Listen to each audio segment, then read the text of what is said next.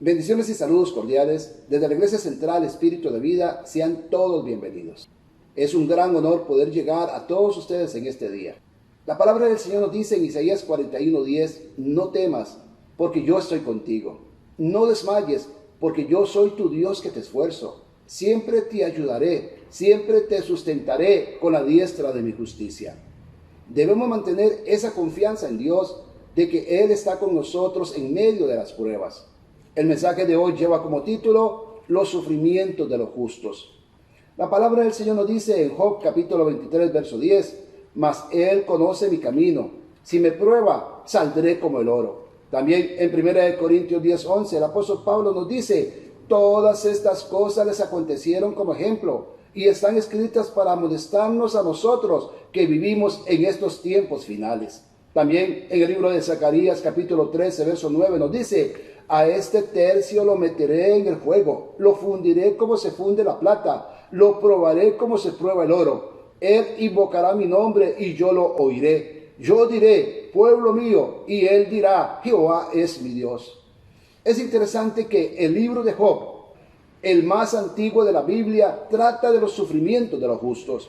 Además, este tema de los sufrimientos del pueblo de Dios no está aislado en unas pocas palabras de la Biblia. Sin duda, es un tema principal de las Escrituras. La lista de los autores que tocaron este tema incluyen a David, a Jeremías, a Habacuc, a Lucas, a Pedro, a Pablo, el autor del libro de Hebreos y a Juan el apóstol.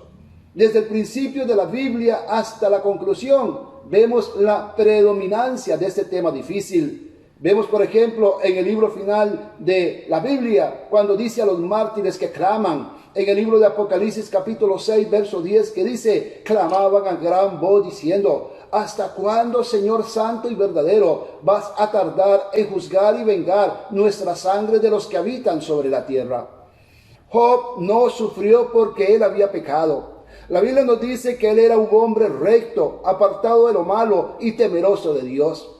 Ni tampoco sufrió por su orgullo. De verdad, este hombre andaba en comunión humilde con Dios. Todos los días se postraba delante de Dios y confesaba sus propios pecados y los pecados de sus hijos. Tampoco sufrió porque Dios tuviera que averiguar si Job sería fiel al enfrentar las pruebas de Satanás. Dios sabía que Job sería fiel. Él tenía confianza en su siervo Job. Además, no debemos entretener el pensamiento erróneo de que Dios no podía detener el poder de Satanás. Los primeros 2 capítulos subrayan la verdad de que Dios tenía control de cada situación que abofeteaba a Job. Entonces, ¿por qué permitió Dios esto para Job, un siervo tan ejemplar? Lo que sí sabemos es que Dios permitió toda prueba, hasta la muerte de sus 2 hijos y la maldición de su esposa, para que Job creciera en su fe y glorificara a Dios. Estas son las respuestas que debemos memorizar, citar y sentir de nuestros corazones cuando nos preguntamos acerca de los motivos de Dios en los momentos de la prueba. Servirán de gran gozo cuando encaremos grandes pruebas en nuestras vidas. La pregunta que tenemos que hacernos es: ¿por qué permite Dios que sus hijos sufran? Y la respuesta es esta: Dios permite que sus hijos sufran para su propio bien y el bien de la iglesia de Cristo. Estos sufrimientos producen crecimiento espiritual que tiene el fruto de gozo, consolación y conformidad a la imagen de nuestro Señor Jesucristo. Y todo esto es con el fin de que Dios sea más glorificado en sus vidas. Dice la palabra de Dios en Romanos capítulo 5, verso 2 al 5: por quien también tenemos entrada por la fe a esta gracia, en la cual estamos firmes y nos gloriamos en la esperanza de la gloria de Dios.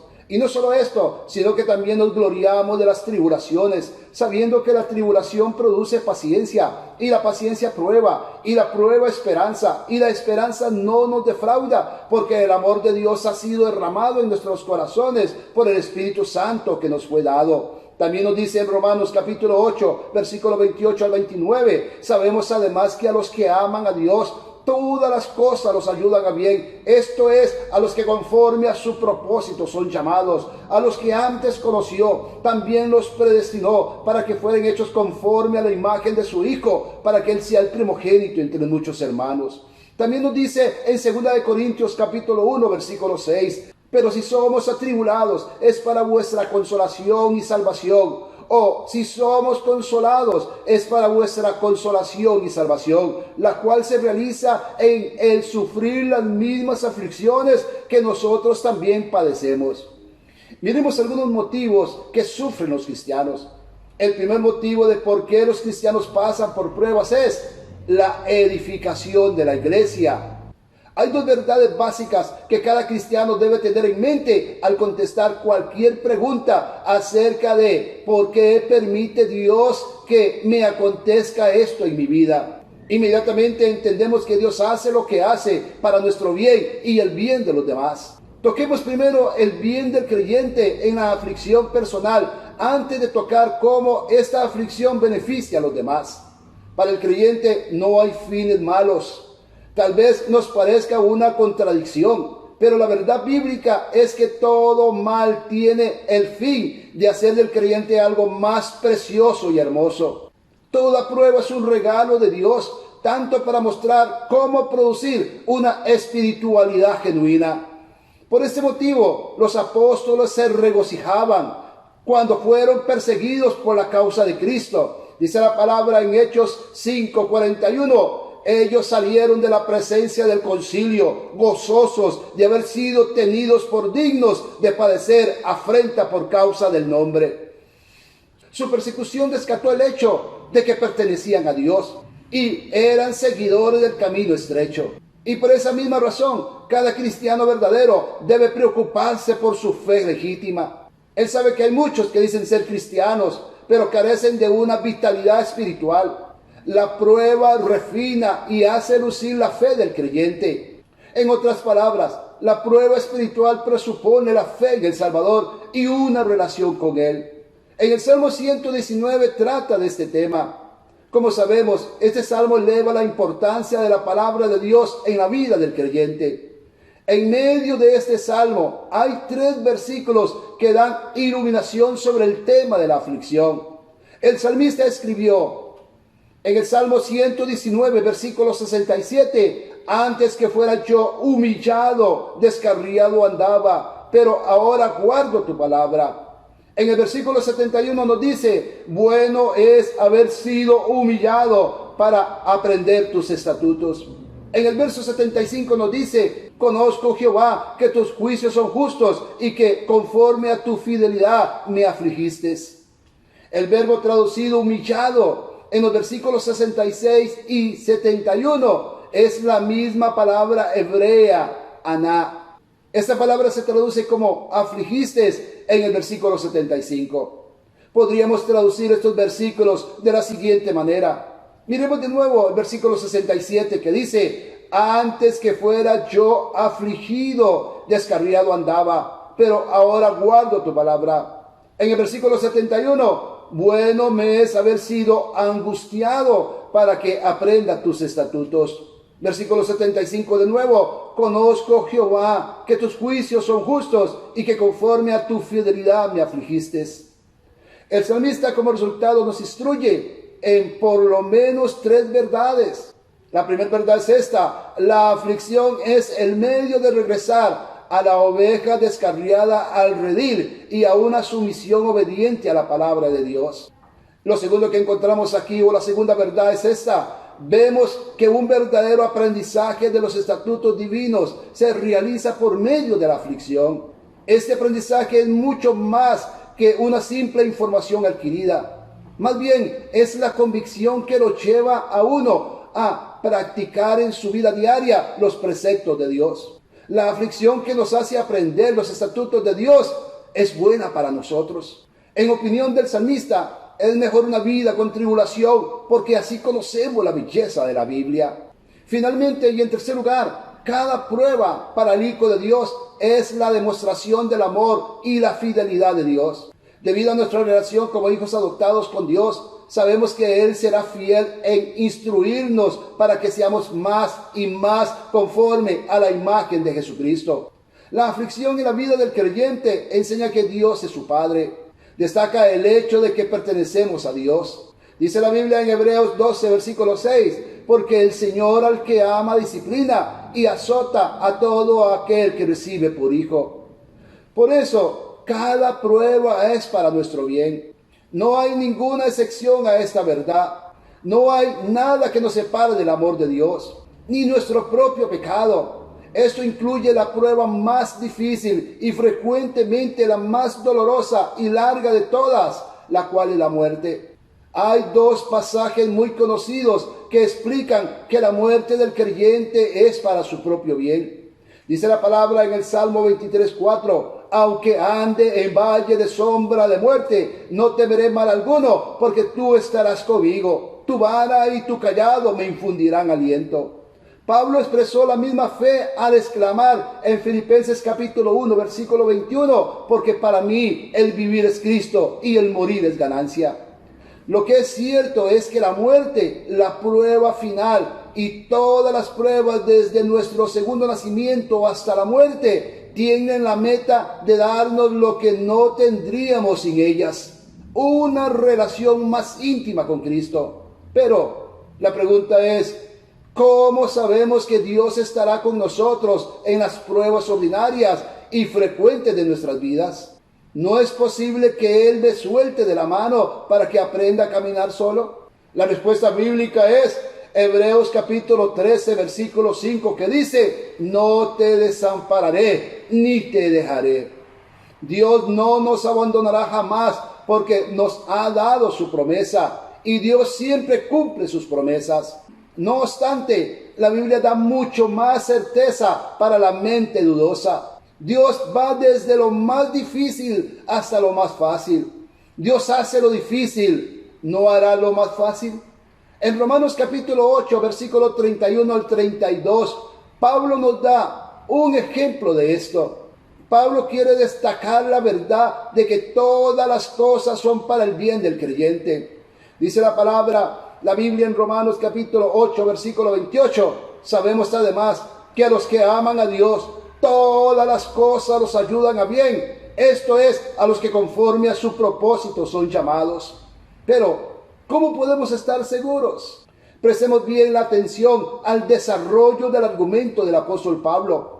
Él nos dice en Romanos 8, 31 al 32, ¿qué pues diremos a esto? Si Dios es por nosotros, ¿quién contra nosotros? El que no escatimó ni a su propio Hijo, sino que lo entregó por todos nosotros, ¿cómo no nos dará también con Él todas las cosas? Aprendemos de este pasaje que Dios siempre actúa a favor de su pueblo y no hay nadie quien pueda tener la victoria final sobre la iglesia. ¿Cuál es la garantía de esto?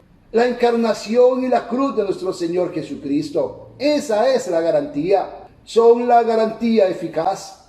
Si Dios ha hecho lo difícil, dándonos a su Hijo para morir en una cruz, lo difícil, Él será fiel en darnos todas las otras cosas prometidas, lo más fácil. Dios no envía las pruebas de balde, tiene una buena razón para hacerlo. Él desea reflejar a Cristo por medio de nosotros.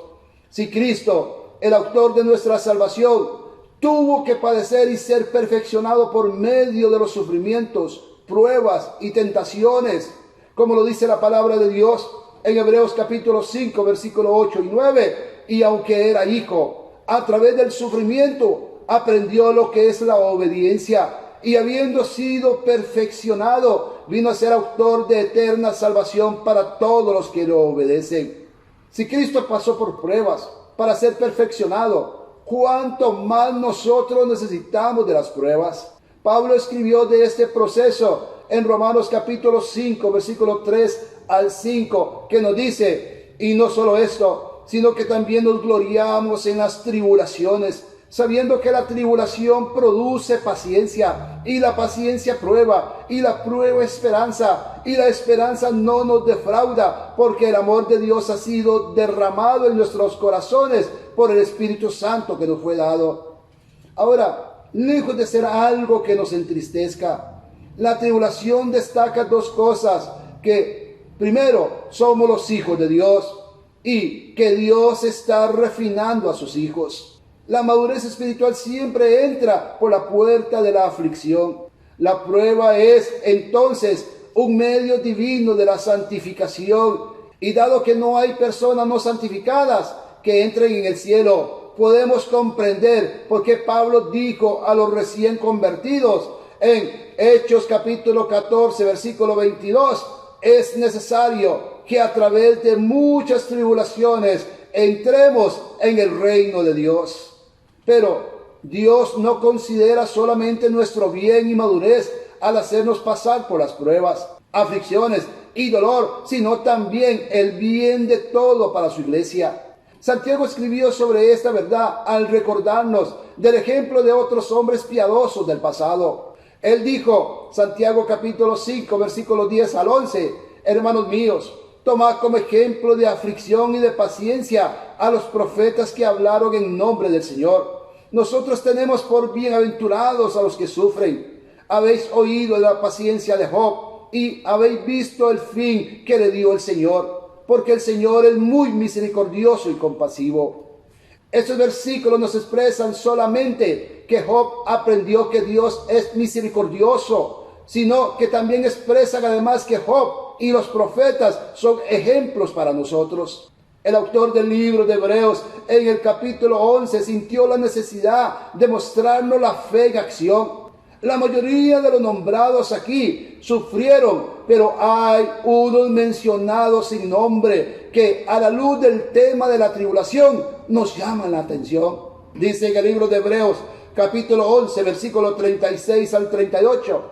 Otros experimentaron oprobios, azotes y más de esto, prisiones y cárceles. Fueron apedreados, aserrados, puestos a prueba, muertos a filo de espada. Anduvieron día acá para allá, cubiertos de pieles de ovejas y de cabras, pobres, angustiados, maltratados. Estos hombres, de los cuales el mundo no era digno, anduvieron errantes por los desiertos, por los montes, por las cuevas y por las cavernas de la tierra. ¿Cuál fue el propósito de esta lista de hombres y mujeres que manifestaron su fe en medio de las peores condiciones inimaginables? Pablo nos cuenta la razón de estos relatos bíblicos en Romanos capítulo 15 versículo 4, que dice: las cosas que se escribieron antes para nuestra enseñanza se escribieron a fin de que por la paciencia y la consolación de las escrituras tengamos esperanza. Job desconocía que su experiencia serviría por más de 4 milenios como un ejemplo de cómo el pueblo de Dios debe pasar por las pruebas. Su ejemplo ha consolado a la iglesia por los siglos cuando ella enfrenta momentos turbulentos.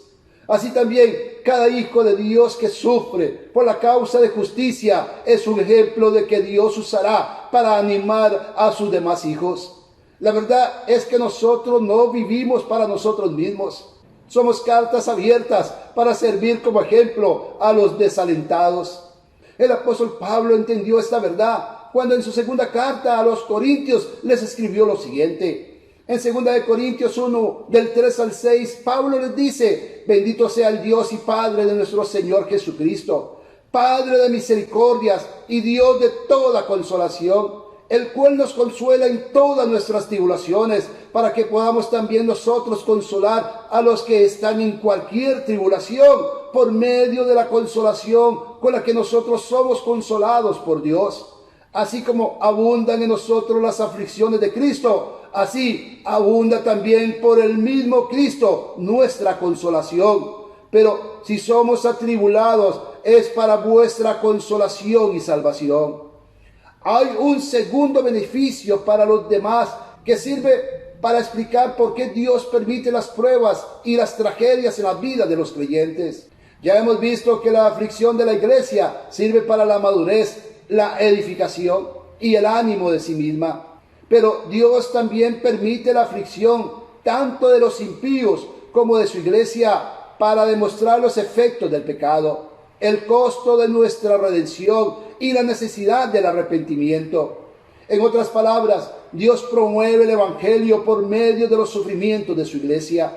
Cuando nosotros somos testigos o oímos de una tragedia, hay una reacción buena y hay otra reacción mala. La mala es la creencia que los involucrados han sufrido porque son peores pecadores que los demás pecadores. En cambio, hay una reacción que agrada a Dios y sirven para los propósitos del Dios eterno.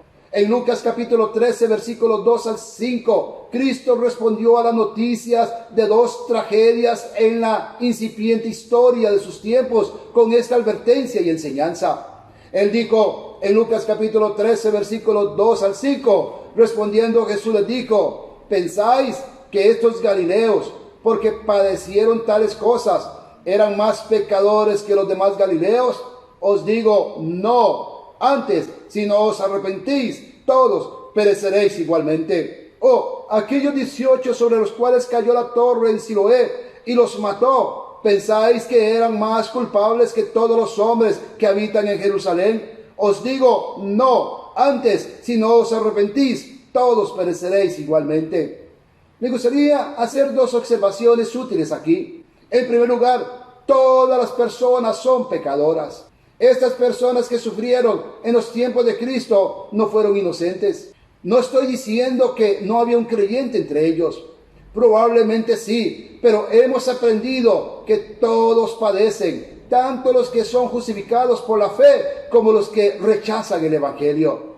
Pedro nos dice en 1 de Pedro 4:16, es tiempo de que el juicio comience por la casa de Dios. Y si primero comienza por nosotros, ¿cuál será el fin de aquellos que no obedecen al evangelio de Dios? No hay ningún pasaje en la Biblia que enseñe que los cristianos son inmunizados de la aflicción. Es más, Cristo dijo: en el mundo tendréis aflicción, pero confiad, yo he vencido al mundo. Y la razón, sin embargo, de los sufrimientos terrenales se encuentran en Génesis capítulo 3. Las tragedias que resultan en dolor, en pérdida y en muerte son el fruto de la caída de la humanidad en Adán. Toda la creación está gimiendo bajo la esclavitud de la caída. Cuando nosotros leemos de un terremoto que mata a miles de personas en un país lejano, Dios nos está demostrando los resultados del pecado. Esto se aplica también para esto que estamos viviendo en este coronavirus, a través de toda esta pandemia. La razón es por causa del pecado. Por consecuencia, al ver la enfermedad, la aflicción y la muerte, somos recordados de nuestro débil estado y el costo de nuestra justificación por medio del Redentor en la cruz del Calvario. En segundo lugar, destacamos que la aflicción de los demás es un llamado al arrepentimiento. Para quienes conocen de lo que está sucediendo en nuestro medio, en nuestro entorno, Cristo llamó a sus oyentes a considerar lo que ellos merecían.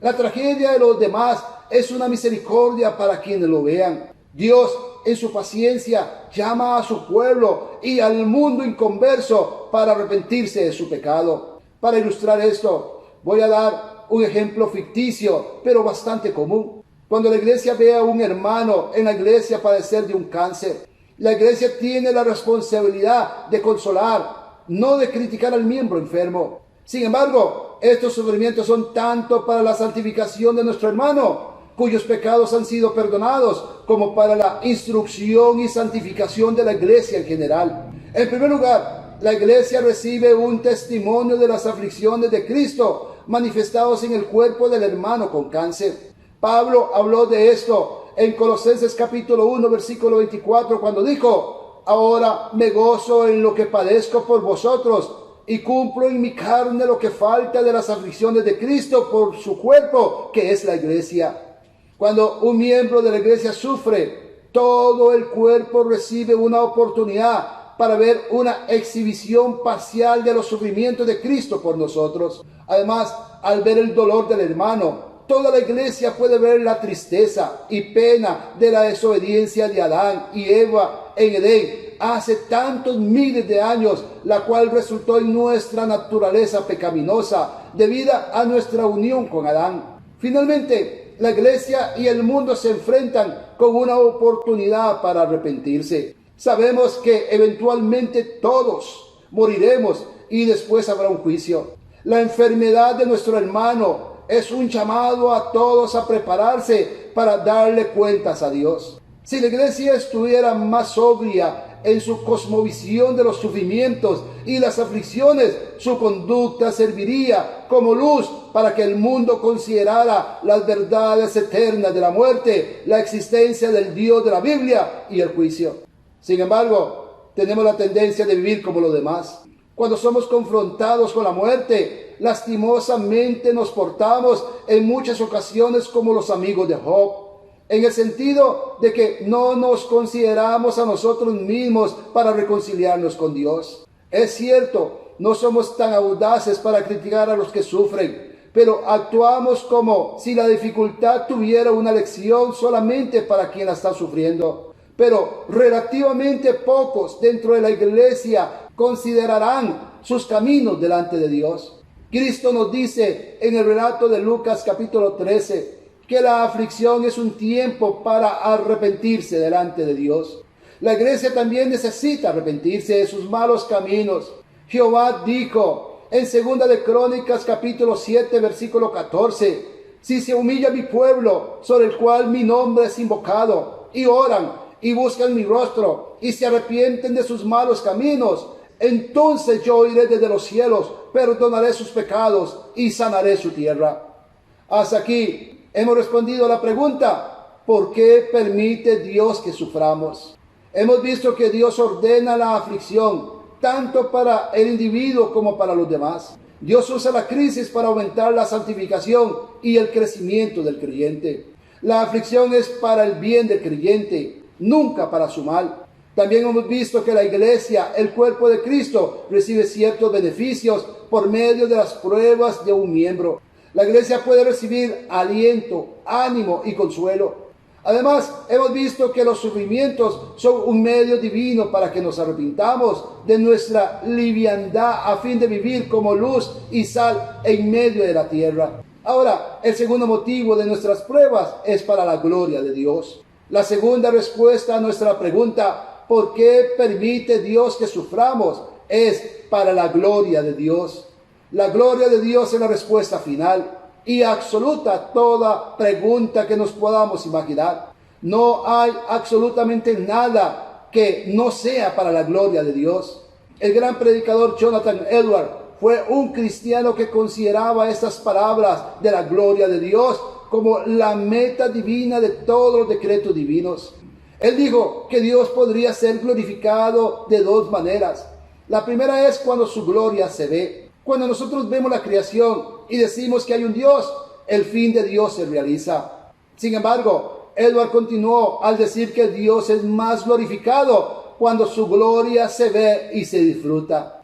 No hay nada que nos haga disfrutar más de Dios que al verlo relacionarse con nosotros. Lastimosamente, nuestra condición caída no aprecia a Dios en todo su amor, bondad, gracia y gloria cuando todo anda bien. En cambio, lo hallamos más cariñoso, más consolador, más fuerte, más compasivo y misericordioso cuando lo vemos actuar en medio de nuestras tribulaciones, no así en medio de los tiempos buenos. En otras palabras, su gloria se destaca más en los tiempos de prueba que en los momentos fáciles. El apóstol relató que él había experimentado cosas inexplicables cuando ascendió al tercer cielo. Obviamente fue una experiencia sin igual en su vida, pero Dios sabía que esa experiencia tan sublime no era lo que le iba a producir una vitalidad espiritual al apóstol Pablo. Por consecuencia, Pablo escribió que Dios le había enviado un mensajero de Satanás, un aguijón en la carne para abofetearlo, para que Pablo no se enalteciera. Más importante para Pablo que el éxtasis de tal experiencia fueron la humildad y dependencia aprendidas por los sufrimientos. Debió haber sido algo doloroso para este apóstol, quien tenía que aprender a contentarse en cualquier situación. Pablo le rogó al Señor que se lo quitara esa lucha física y espiritual.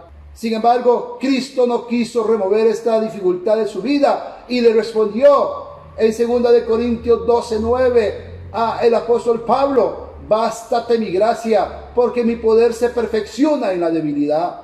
La gracia de Dios es tan maravillosa que Dios considera que es lo mejor que Él podría conceder a sus hijos. Para Dios, nuestro tomar diariamente de la fuente de su gracia es más satisfactoria que una salud inquebrantable, finanzas inagotables y altos niveles de espiritualidad. Esto se debe a que la gloria de Dios se destaca en una manera especial cuando se conoce de forma íntima y personal la gracia de Dios. Dios no es glorificado en la independencia, no es glorificado por los esfuerzos humanos para satisfacerse con sus cisternas rotas que no retienen el agua. Un pozo no es glorificado por el hombre poco sediento que viene para medir la calidad y capacidad del pozo. Puede ser que este crítico declare que el agua del pozo es pura, cristalina y abundante, pero este pozo no ha cambiado su vida. En cambio, un pozo es glorificado cuando el hombre sediento llega y toma del agua para aliviar su sed y satisfacer su necesidad del agua. Por esa razón, Pablo termina este párrafo diciendo en 2 Corintios 12, del 9 al 10, por tanto, de buena gana me gloriaré más bien de mis debilidades, para que repose sobre mí el poder de Cristo, por lo cual, por amor a Cristo, me gozo en las debilidades, en insultos, en necesidades, en persecuciones, en angustias, porque cuando soy débil, entonces soy fuerte. Entonces Dios permite que sus hijos sufran, para que ellos sean perfeccionados por medio de la aflicción, para que demuestren un comportamiento conforme al carácter de Dios. Él está preparando a sus hijos para contentarse con el cielo y sus maravillas. Además, Él permite las tribulaciones para manifestar la gloria de su gracia, la cual se aprecia mucho más cuando estamos conscientes de nuestra necesidad que cuando estamos contentos con nuestra condición en este mundo. Pero sobre todo, Dios permite que sus hijos sufran a fin de que ellos lo valoren a Él más que a cualquier cosa creada. Él sabe que la felicidad verdadera es la felicidad que se encuentra en el conocimiento íntimo de Dios y su gracia. Amén. Gloria a Dios. Ahora, les invito a que oremos juntos. Venimos ante ti, Señor, con un corazón contrito y humillado. Tu palabra dice que al corazón contrito y humillado no despreciarás tú, oh Dios. Con toda humildad te pedimos que nos dé las fuerzas para soportar las pruebas. Fortalece a los que se sienten estresados, afligidos, con miedo, con temor por toda esta crisis. Dales fuerzas, que no falte la fe en ellos. Levántalos como las águilas, confiando en tus promesas que a tus ángeles enviarás para que su pie no tropiece en piedra. Que pueden caer 1000 y 10,000 a su diestra, mas a ellos no llegarán. Bendice, Señor, y protege a la población vulnerable que está en riesgo con este virus. Protégelos, guárdalos, líbralos de todo mal. Protégenos a todos, Señor. Sana a los enfermos por tu llaga preciosa. Ten misericordia por todos los que están sufriendo por la economía, la falta de empleo, la falta de todas las cosas. Te pedimos que proveas. Ten misericordia por todos los que están sufriendo por la economía, la falta de empleo, la falta de todas las cosas. Te pedimos, Señor, que tú proveas, que no falte el alimento en sus despensas, en sus hogares, que no haya ninguna limitación. Y te pedimos, Señor, por el mayor de los milagros, y es la salvación de los perdidos. Salva a nuestras familias, a nuestros hijos, a nuestros vecinos, a nuestros compañeros de trabajo, en todas las comunidades. Que tu palabra llegue con las buenas nuevas de salvación y que los corazones se abran a ti como el Señor y el Salvador de sus vidas. Y todo esto te lo pedimos por Costa Rica y por el mundo entero, en el nombre poderoso de nuestro Señor Jesucristo. Amén.